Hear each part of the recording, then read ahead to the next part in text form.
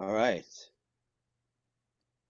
I'm here with welcome to the live stream, the Stick 49ers podcast. I am Lucas McLaughlin here with Lucas Ortiz, Yo, and we're here live streaming. And man, another tough loss.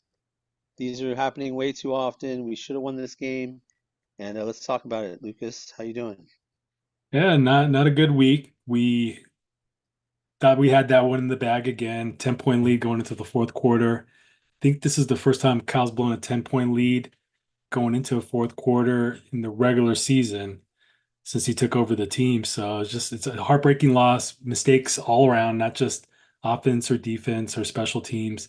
It was a lot of shared blame for this one. And good thing is we got a quick turnaround Thursday night game, so not a lot of time to think about it or dwell on it and get back on that winning streak. And if we get a win this Thursday against the Seahawks, we're right back in there at first place in the division.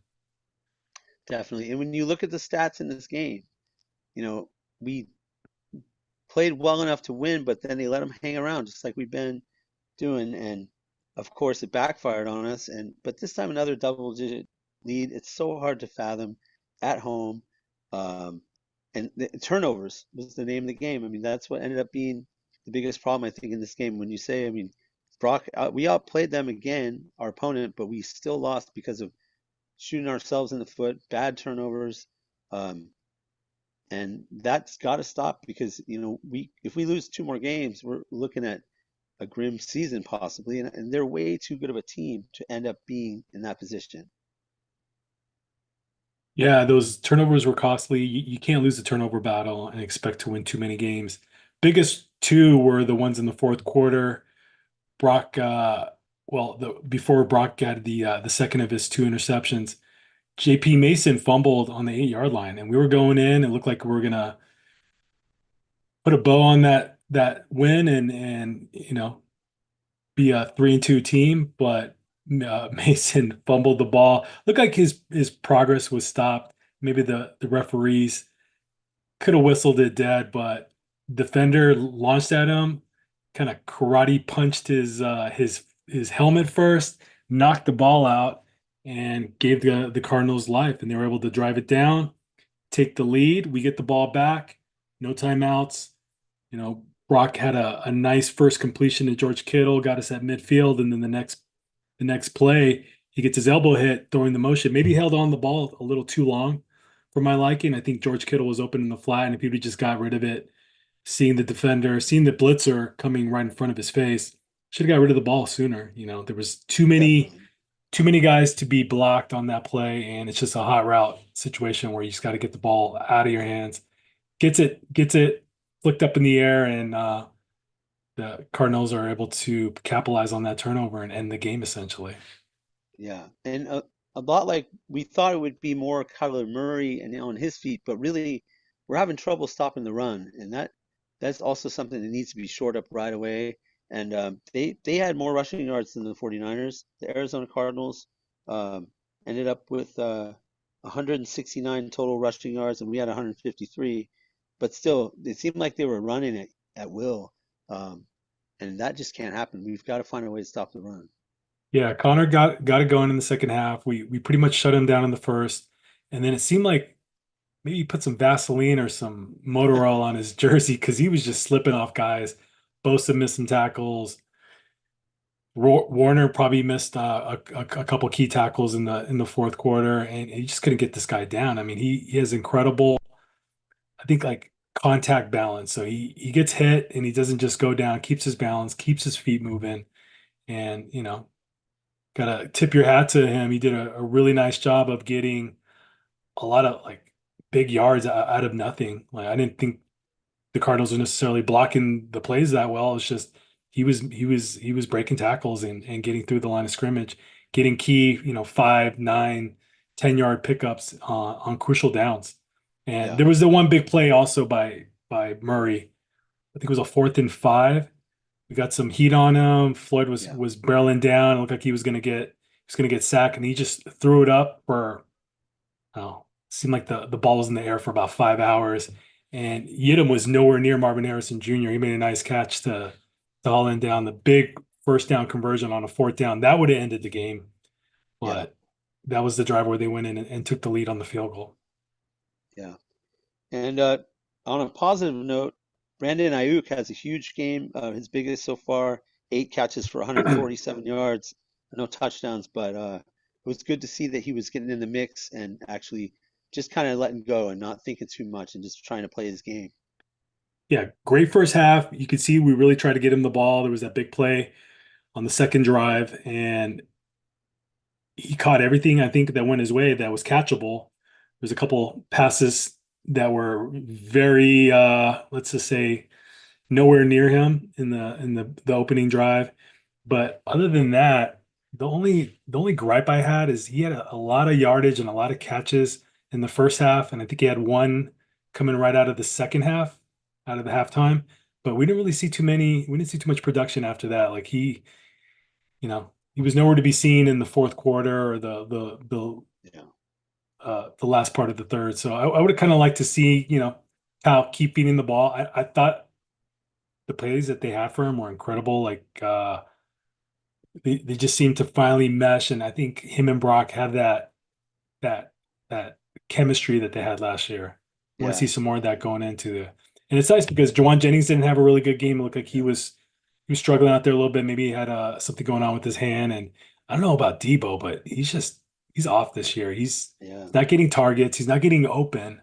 He seems slow, and he's not breaking tackles like he used to. When we give him the ball out of the backfield, he's not breaking tackles. He's averaging less than 3 yards a Yeah. carry, and I think he only had like 2 or 3 targets this game. So I would something's got I to would love change. to think that he would be able to step it up and beat Deebo again. But yeah, I feel the same. I mean, obviously we lost this game. It was a critical game really to again in our division. We lost that's multiple division games we've lost, and we need to be able to win those games. And we should have won this game. But yeah, guys like Deebo, he didn't play like Deebo. So I mean, that happens to be also because our defense didn't play very well. And Arizona kind of had their way with us towards the end of that game. So Yeah. that's the biggest concern for me is like, yeah, Deebo is a concern, but I think he'll get back to Deebo. And, obviously, some of our offensive players, like even George Kittle, he had a good game. He had a touchdown. It was nice, but it's got to be a team win. And right now, the turnovers just killed us.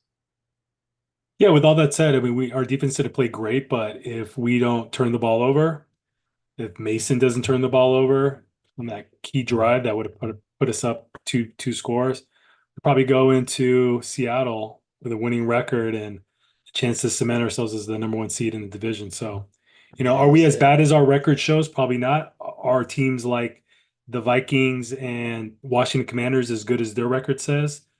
Probably not. I think Probably not. we're neck and neck. I actually think we have a better roster than most of the teams in the NFC, if not the best. And teams in the AFC like the Chiefs and who else is having a good season over there? The Chiefs and the I'm trying to think who's are there any undefeated teams other than the Chiefs and the Vikings? I don't think so. So, I don't I'm think not so. really scared of anybody. Like we have a lot of football to correct these mistakes. Tackling is going to get better. I think we're still in preseason tackle mode. Yeah. And it's just a matter of time before we get the ball rolling and we can easily pull off 6 wins in a row like we did last year. So It's no, unbelievable that we still we can win a game this week, tomorrow, and mhm, Thursday, and end up right there at the top of the division again. yeah. Because it's just everyone's got kind of wishy-washy records, and so I think it's as good a time as any to get down in the trenches with Lucas Ortiz. Now Jordan Mason, he had a little under 100 yards, but still had his way. He had some good runs. He had that Six bad yards a turnover. carry. 6 yards a Yeah, carry is he's a still is a looking Hall of good. Fame. Yeah, it's a Hall of Fame number. So Let's he talk ran the about that ball later. well. I felt like the offensive line played a pretty good game.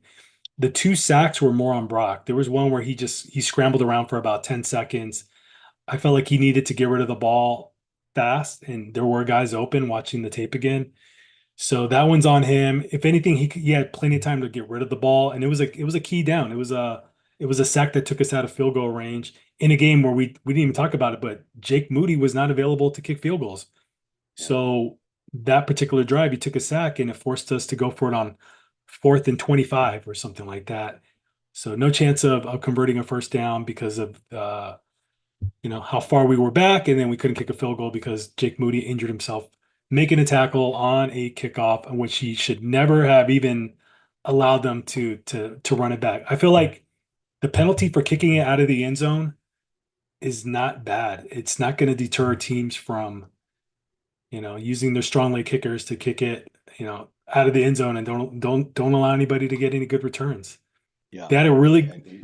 Yeah, I think he purposely kicked it so that they would return it. They wound up breaking it about to the 40-yard line. He attempted to make a tackle and sprained his ankle, and looks like he's going to be out with a high ankle sprain until maybe next month, maybe November. So sorry to get on a tangent, but just wanted to put that out No there. That was worries. we were talking about Brock taking a sack, and that wasn't the offensive line's fault. I thought they gave him ample time. Receivers aren't getting open quick enough, and that's causing Brock to hold on to the football. That's what led to those two sacks. Running the ball, but the ground game was good. I mean, looking back, I didn't really see anything glaring that McKivitz or Jake Brendel, the two guys that seemed to get the brunt of our criticism, did to hurt the team. So, you know, B B plus for the team. If we would have won the game and we would have had over 150 yards rushing, I would give them an A. But like, it was a mediocre game. They did well. They did solid. Was it the best game they've had this year? Not by any means. I think there's definitely room for improvement. Yeah, and now tough one Thursday against Seattle, who we tend to struggle with in their house. And Yeah, let's talk, so what was your overall grade for the trenches there? I'd say B plus. Yeah, solid game. All Not right. great. Not terrible. Now I believe Arizona has, or sorry, I believe Seattle's lost the last couple at home, which is uncharacteristic of them. They were started out really solid this season. So how do you think we fare against this tough team? And I know you and I both attended, was that last year or the year before? 2 years. 2 years. Yeah. It's tough, man. It's a tough environment to play in, and hopefully Brock is ready for that noise. Yeah, it could be wrong, but I don't think Brock's lost a game to the Seahawks since taking over as the 49er quarterback. 3-0, Oh, 3-0, geez. and yeah, I think Seattle they pose some problems. They have a good running attack.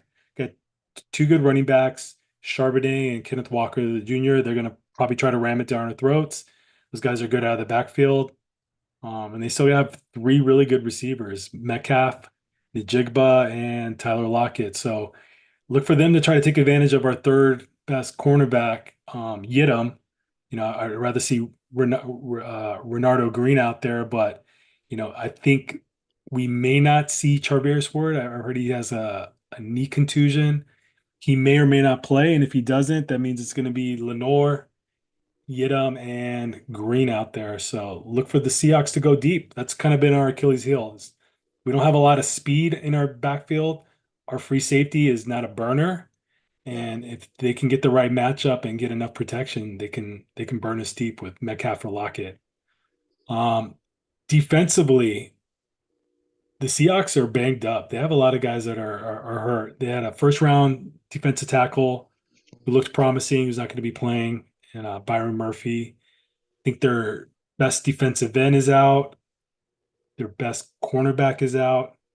Tariq Woolen, and a couple D tackles. So they're not coming in all that healthy either. I think evenly matched in terms of injuries on both sides of the team. Although we're missing, Christian McCaffrey and what most people consider the best offensive weapon in the league. So maybe not completely even, but I think we could take advantage of them in the run game. I think we definitely get back to Mason, maybe 20 carries a game, maybe give Deebo 4 or 5 and Garendo um, a couple carries here and there, but we gotta ram it down the throat. We gotta control the time of possession like we've been doing, and most importantly, don't make any weird turnovers. yeah, Don't mess up in special teams. No big punt returns, no kick returns, no block kicks. Just make the plays you got to make, and I think we can destroy the Seahawks. I mean, I fully believe if we play our A game, it's not even going to be close. It's going to be you know somewhere in the 30s, maybe like 32-16 Seahawks, 32-16 49ers over the Seahawks. How do you see it? nice. Well, I'm a little worried. I think it comes down to playing smart, and um, I think with the Seahawks, it's tough. We can't have bad penalties. We can't have touchdowns called back because of bad penalties. So we hope that Mason has a big game on the ground, obviously, and I think that it's important that we stop the run because man, I've never seen the Niners. It seemed like they were running all over us. Arizona was easy for them, and we played the Rams, and half of their team was hurt. So the fact that Seattle has some hurt guys, it doesn't scare me that much because these guys are all professionals, and the Rams ended up beating us. So I'm a little scared. I think it's going to be close. It's going to be 27 to 23 Niners. And Yeah. hopefully we bring up a kicker that can help out, maybe McLaughlin. Yeah. And let's get it straight. Most people know by now Robert Saleh was fired by the Jets a day Oh, ago, that's right. and That's we're not bringing in Robert Saleh. Like our defense isn't so bad that we need to start firing or demoting the defensive coordinator, or you know bringing in an outside old face. Like he was very good with us, but I yeah. don't think it's the coordinator. We gotta clean up the tackling. We gotta clean up the penalties and the turnovers. Those are the big things that are keeping us from winning. I think the defense will be okay. It's just a matter of getting the young defensive players that are playing now, Mustafa and Jair Brown, just up to speed. Like they're Yeah. they're making these little mistakes that are causing, like the 50-yard big play to open up the game with Kyler Murray scoring on a TD where he goes untouched. That was part Hufanga. That was part Devondre Campbell, who I don't think should be on the field anymore. Get Winters in there. Flanagan fouls when he's back to hurt, and then hopefully Greenlaw is going to come back soon, maybe after the bye. Have you heard anything about Greenlaw? No, no, other than he's poised to come in somewhere between now and December. And I've heard a So lot of we'll have to see how conflicting that goes. information about CMC. So do you have an official update on him or not really? No, just that he's running on it, testing it, ramping up is what they used last week were the exact words Kyle used. Ramping up his workouts, not doing anything on field with pads or with the team, but just kind of working off to the side, lifting, things Yeah. like that, just seeing how it feels after, exercise. Well, it would be nice to hit the bye week and have a couple of wins here. So hopefully we can scrap a couple more wins together. And I mean, it's vital now. We can't keep losing games right at the end. I mean, I thought this defense was set to be one of our better ones, but this is one of the worst starts we've had with Shanahan. And one of the worst starts to a season. So hopefully they can overcome that because we all know that they're a good team and the offense is one of the Yeah, top offenses in the league. So yeah. yeah, I let's think goal just wise is to get to 4-4, maybe 4-4 yeah, at the worst, 5-3 potentially uh, at the break, and come out refreshed and ready to go on another run like we've been doing. yeah. So thanks for tuning in. This is the Stick 49ers podcast. I'm Lucas McLaughlin here with Lucas Ortiz, and yeah, let's rally the troops and get a win here. Hopefully, we'll have another live stream for you next week that'll be a little happier. All All right, go 49ers. Let's go. right, let's do it. Go Beat the Niners. Seahawks. Eat the sea chickens. All right, man. Take care. Take care, brother. Yeah, that was good. Short and sweet. We should definitely do the live version. It saves you a bunch of time doing editing, right? Yeah. Hold All on, we're right. still alive. We're still streaming. We're still streaming? Oh, I thought you ended I it. wanted to end it.